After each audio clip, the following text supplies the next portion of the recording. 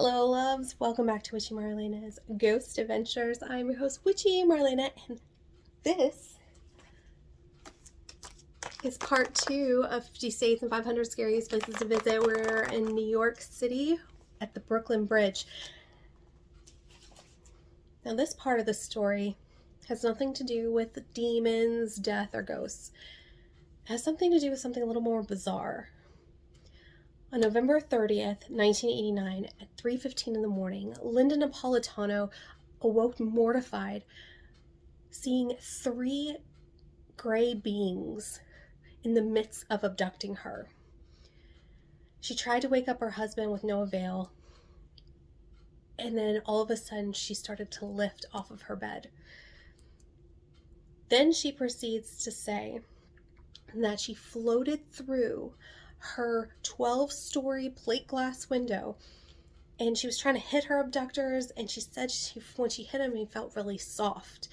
And at that time, they wrapped her in a white cloth, and all she could see was white and blue lights around her, and she fell unconscious. She awoke a little bit later. She said she felt like she was in a chamber, but she couldn't see, almost like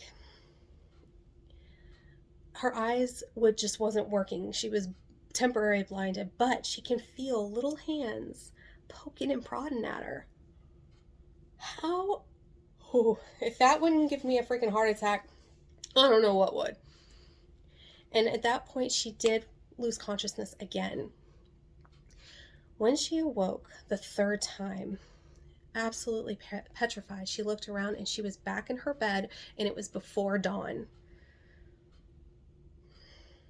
Now, Linda was extremely scared and totally mystified, so she calls up this gentleman called Bud Hoskins, who is a lead investigator on UFO sightings and alien abductions.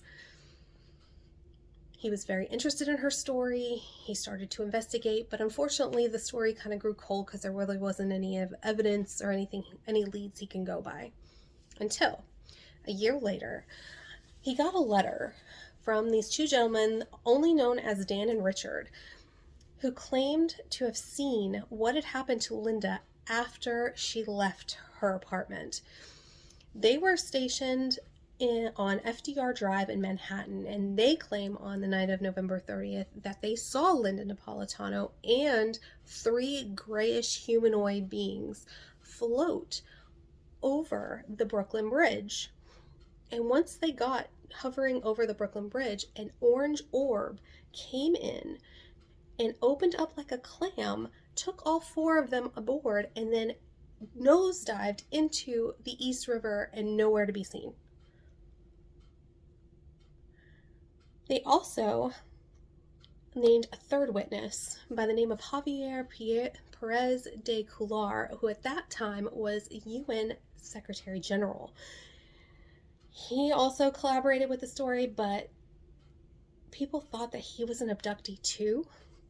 But he didn't confirm nor deny that fact, so. Then, not even a month later, a 4th witness came through, and she was driving on the Brooklyn Bridge at the time of this. She said she was driving, her car stalled out, power went out, and when she looked up, she saw Napolitano get sucked up into the orb, and it flew away. So this is crazy. 4 witnesses pretty much have the same story that the 2 undercover agents first told Bud. Since then, 23 more witnesses have come through and said this same story and corroborated with the original story from Dan and Richard. Holy moly. Does this mean that the Brooklyn Bridge is a hub for alien activity now? I'm telling you, this city never sleeps. It doesn't, huh? Well, there you have it. Brooklyn Bridge, part 2 of WitchyMarlaina's Ghost Adventures. Thank you so much for joining me on this wild UFO ride, and I hope you have a fantastic rest of your day.